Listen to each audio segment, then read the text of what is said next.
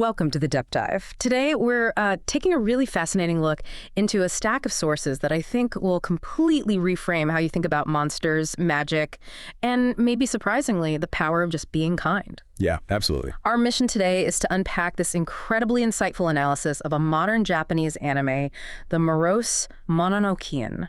We want to see how it really radically redefines traditional Japanese Yōkai folklore. That's right. And our main source here, this analysis called Mononokean Yōkai Folklore Analysis, it shows a series that isn't really about fighting supernatural things. It's much more about understanding them. Understanding them. How so? Well, we're going to explore how it transforms these, traditionally terrifying spirits into characters dealing with stuff we can all relate to, like loneliness or guilt.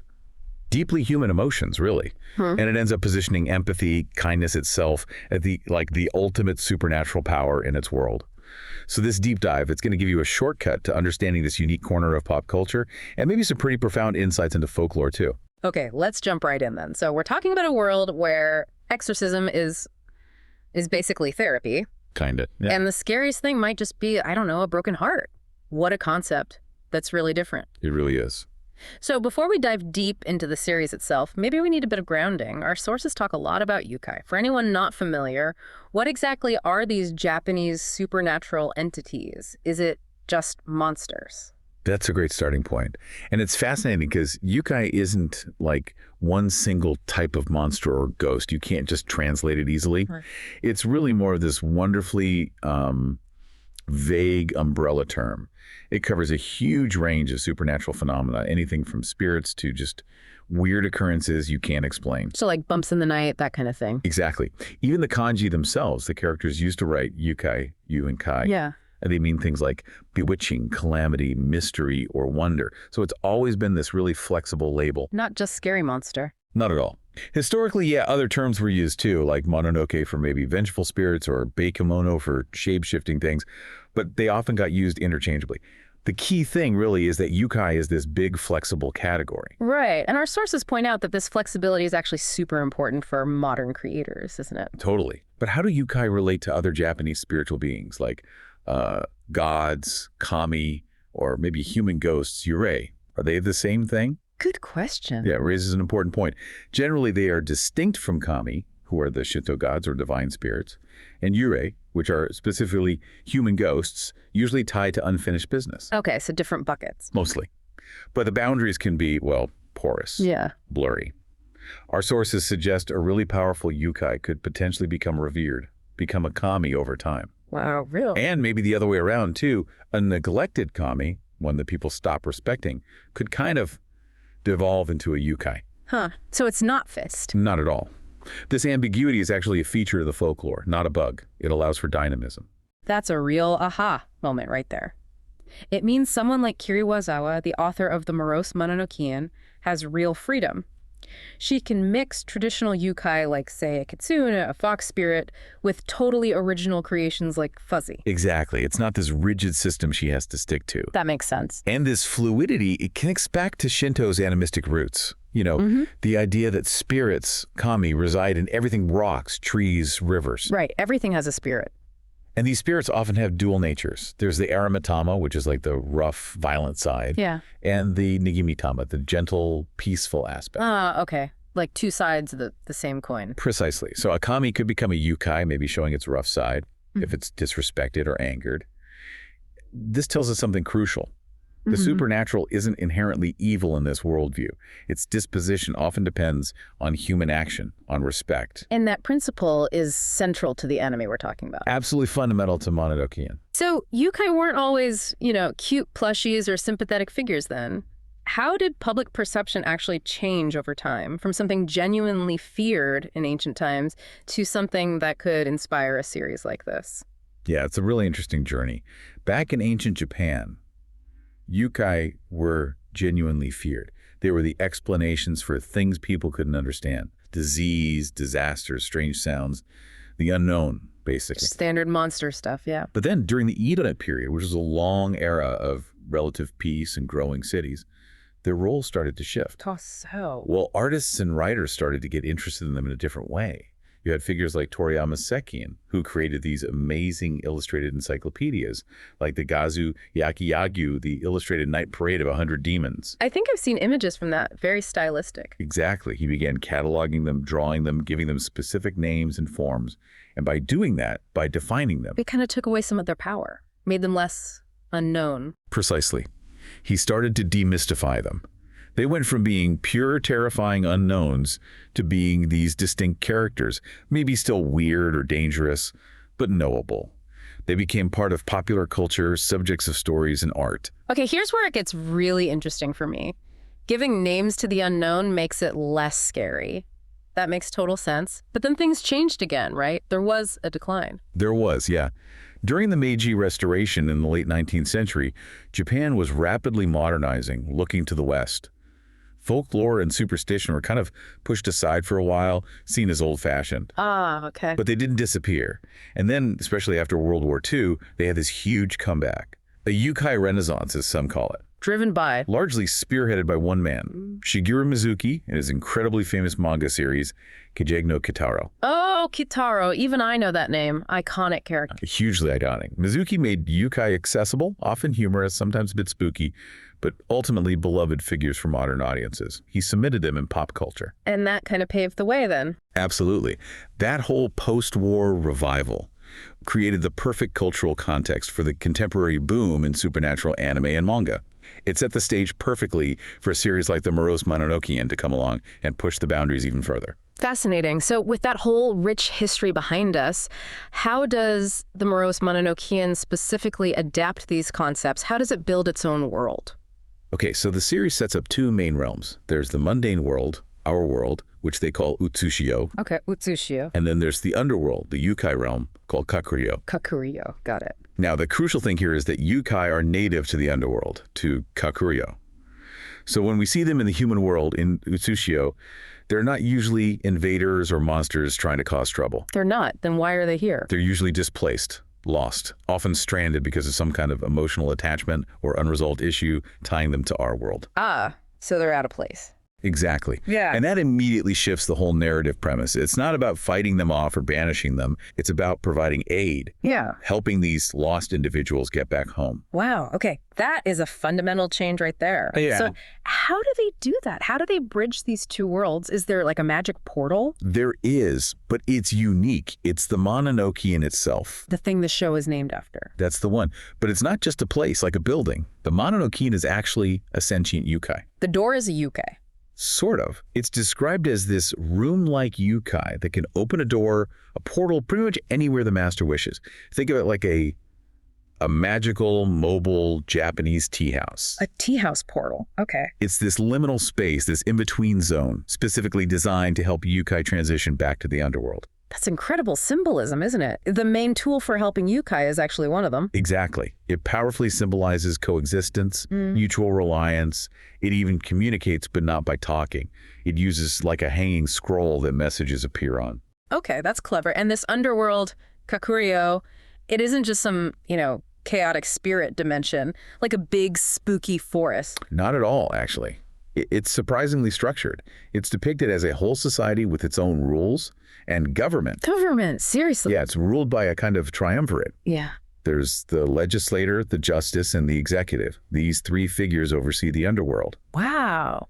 And the master of the Mononokean, our protagonist Abeno, he's actually accountable to them. He has to operate within their laws. So there's supernatural bureaucracy. Pretty much. Which makes the underworld feel kind of relatable in a weird way. But it also introduces different kinds of conflict. It's not always about fighting monsters. Sometimes it's about navigating red tape or dealing with these eccentric, powerful figures. Like the legislator, he's this chain-smoking, gambling-addicted old guy who can definitely cause problems. Okay, a chain-smoking legislator demon. That's memorable. So what does all this structure, this focus on helping lost spirits, what does it mean for the idea of exorcism in this show? This is probably the Morose Mononokean's biggest innovation. It completely flips the script on exorcism, or Yōkai Barai in Japanese. Flips it how? Traditionally, you think of exorcism as, forceful expulsion, driving out an evil spirit, maybe even destroying it. Right, holy water, chanting, the whole deal. Yeah. But here, the master's job, Abeno's job, is to safely guide Yōkai home, to the underworld. It's much less spiritual warfare and much more like being. Well, a combination of things. Like what? Like a psychopomp, a guide for souls, Okay. maybe a bit of a social worker dealing with their emotional issues. Yeah. And honestly, kind of like a travel agent for the supernatural, arranging their passage home. A spiritual concierge service. Yes. I love it. And the main exorcist, Harusuke Abeno, he has a very specific philosophy about this, doesn't he? He does, and it's quite stark. He explicitly states more than once that helping Yōkai is actually more important than helping humans. Wow, okay. Why? His reasoning is pretty clear.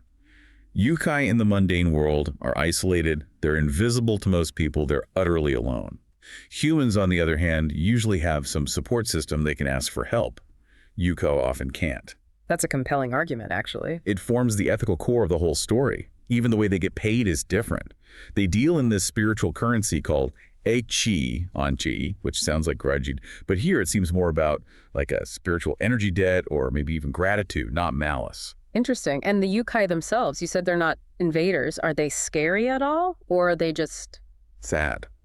Our sources really hammer this point home. They are characterized by emotional complexity, and they are fundamentally non-malevolent. They're not trying to be evil. So the problems they cause are accidental? Almost always, yeah. They're usually unintentional side effects of their own suffering, their own issues. The very first episode sets this tone perfectly. How so? It introduces Fuzzy, or Moja in Japanese. He's this adorable, small, super fluffy white Yōkai. He attaches himself to the other main character, Ashiya. Okay, sounds cute. He is. But he makes Ashiya really sick, drains his energy. But it's not because Fuzzy is malicious. It's because he's incredibly lonely and just wants affection, and his overwhelming presence is accidentally harmful. So he's literally clingy. Exactly. And the exorcism isn't some big battle. It involves Ashiya basically just playing with Fuzzy, giving him the attention he craves, satisfying that need for connection before Abeno can open the Mononokean door and send him home happy. So the solution is connection, not confrontation. That's the pattern. That's absolutely the pattern. There are tons of examples. You have Princess Anmo, who hides inside a giant egg because she's heartbroken. Okay. There's Manjiro, this little mouse Yōkai, who desperately needs help finding his wife's lost wedding ring. Or Big Boss Scree, this big imposing bird Yōkai, who needs help with a really painful medical procedure to save his unborn children. These sound like really personal, relatable problems. Finding a ring, heartbreak, helping your kids. Exactly. They're deeply personal, emotional issues. The series just systematically dismantles that whole idea of the monstrous other. It replaces it with vulnerable individuals who just happen to be supernatural. Their curses are really just symptoms of their emotional distress. It sounds like these Yōkai aren't just, plot devices or background decoration. They feel central. How do they actually drive the story and maybe the growth of the human characters? Oh, they're absolutely the primary engine of the plot. The show often uses what you might call an Yōkai of the Week format, especially early on. Right, a new case each episode. Yeah. Each Yōkai client comes to the Mononokean with a very specific, personal, usually emotional problem. And resolving that problem doesn't just help the Yōkai. It almost always teaches the human protagonist something too. It illustrates a moral or an emotional lesson. Like what kind of lessons? Things like learning to let go of the past, understanding the deep pain of loneliness, the burden of guilt, the importance of communication. It's kind of like a series of mutual therapy sessions almost. Mutual therapy, I like that. Can you give an example? Sure. There's a story with Nobu, who's basically a sentient scarecrow Yōkai. He's paralyzed by guilt over something he thinks he did wrong. Helping him confront and process that guilt forces the human character, Ashiya, to confront some of his own fears and insecurities. So the humans help the Yōkai find peace or find their way home. Right. And in doing that, the Yōkai inadvertently help the humans understand themselves better.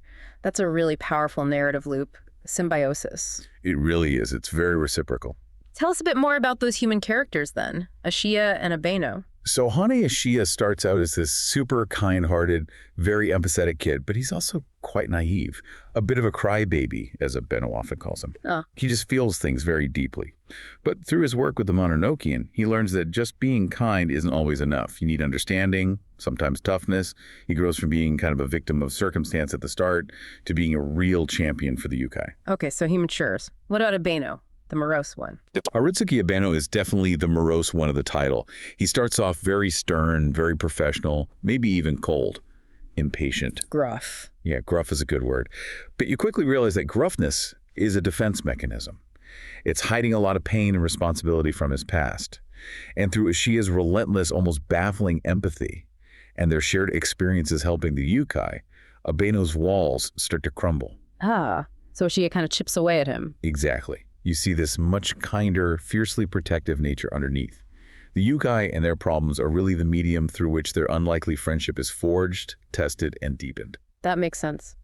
Now, beyond these sort of case of the week stories, are there bigger mysteries? Things that tie the whole series together, maybe involving the Yōkai world more deeply? Oh, absolutely. The episodic stories are great, but there are definitely overarching mysteries that become more prominent as the series progresses. Yeah. And they're deeply tied to the protagonist's own personal histories. Like what? Well, a big one revolves around Ashiya's father, Sake. Ashiya starts off seeming like just this ordinary, if overly empathetic high school kid who stumbles into this world. Right. But it turns out his father, who's missing and presumed dead, had this incredibly complex, kind of tragic history with the underworld, with Kakuryo. And he possessed some latent supernatural power himself. Ah, so Ashiya inherits something. Exactly. Ashiya has his own inherited abilities that start to manifest, which makes his journey not just about helping Yōkai, but also a personal quest for identity. Who was his father? What is this power he has? It's all linked to the underworld. Okay, that adds another layer. And Abeno, does he have backstory mysteries too? He certainly does. Yeah. His whole morose personality, his seriousness, it's deeply rooted in the mysteries surrounding his predecessor as the master of the Mononokean. There was someone before him. Yes, a figure named Ai. And here's the twist. Ai was apparently a Yōkai. The first master of the Mononokean was a spirit. Whoa, okay. And there's this persistent rumor in the underworld that Abeno actually murdered Ai to take over the position. Seriously, that's dark. It is. Unraveling the truth about what really happened to Aoi is crucial to understanding Abeno's deep sense of duty, why he's so dedicated, maybe why he started off so lonely and closed off. Aoi was like a parental figure to him. Wow. So both of their major personal arcs are completely intertwined with the Yōkai world. Absolutely. It ensures that the underworld isn't just a setting. It's the source of their core motivations, their deepest questions. So pulling all these threads together now, the unique world, the redefined exorcism, the emotional Yōkai, the character arcs, what are the big overarching humanistic themes that the Morose Mononokean is really exploring through this supernatural setup? I think the most prominent theme, the one that really stands out, is how it elevates kindness and empathy almost to the level of a superpower. The superpower? Yeah, I mean, think about it. In a genre that's often so focused on fights, on spiritual battles, on power levels, this series consistently shows that genuine, heartfelt communication is the most effective tool they have. So talking it out actually works. More often than not, yes. Abeno has formal exorcism abilities, sure. Ways to compel Yōkai. But Ashiya's earnest, sometimes clumsy, attempts to simply understand why a Yōkai is upset, what it's feeling, that's often what breaks the deadlock. That connection is key. And Ashiya does have that mysterious power you mentioned, Ika. Is that like a traditional superpower? He does, yes. Ika is described as this aura of influence. It's an inherited ability that can strongly affect or even command a Yōkai. So yes, it's a power. Right. But the narrative is really careful to show that this power isn't just raw force. It only seems truly effective because it's channeled through Ashiya's genuine compassion. His empathy guides it. His commands resonate because they come from a place of wanting to help, not just dominate. His true strength is the empathy behind the power. So empathy really is the core message. But you mentioned before it's not all sunshine and rainbows. Despite the heartwarming tone, is there a bittersweet side? Does it get sad? Oh, absolutely. The series avoids being overly saccharine because it's grounded in this really poignant melancholy. Melancholy, how? It constantly reminds you that these two worlds, Utsushio, our world, and Kakuryo, the underworld, are fundamentally separate. They aren't meant to mix indefinitely. Right. So every successful exorcism, every time they help a Yōkai go home, it's also an act of separation. It's often a permanent goodbye. Ashiya, especially, forms these strong bonds and then has to let go. Oof, yeah, that'd be tough. It adds this layer of emotional realism. It prevents the story from feeling too simplistic or easy. It makes those fleeting moments of connection they do have feel all more precious because you know they can't last. That makes a lot of sense. And for the Yōkai themselves, the ones who get lost here, what's driving them? You mentioned loneliness. Yeah, I think a profound sense of loneliness and displacement is the key motivator for many of them. Imagine being trapped in a world where almost no one can see you or hear you. You're without your community, your home. That sounds incredibly isolating. It is, and that's why the Mononokean's ultimate purpose is so important. Returning them to Kakuryō, the place where they belong, where they can be understood and seen. And this theme resonates with the humans too, right? Definitely. Ashiya starts the series as kind of a social outcast himself, sick and isolated by Fuzzy's presence. And Abeno, well, he's isolated by the nature of his job and his past. Through their work together, they both find purpose, connection, and a sense of belonging in the Mononokean. It becomes this sanctuary not just for lost Yōkai, but for the lost humans too. That's really beautiful. How does the show's look and feel, its aesthetics, reinforce all these unique themes? Does it look different, sound different from a typical supernatural action anime? Oh, powerfully so. The visuals are really key. The mundane world, Usushio, is drawn in a pretty conventional anime style. Yeah. Clean, bright, fairly realistic. 300 stuff. But when they go to the underworld, Kakuryō, the art style shifts dramatically. It becomes much more stylized. You get these really saturated, vibrant colors, much bolder lines, and the compositions often feel reminiscent of traditional Japanese ukiyo-e woodblock prints. Ah, like Hokusai or something. Kind of that feeling, yeah. It's an immediate visual cue.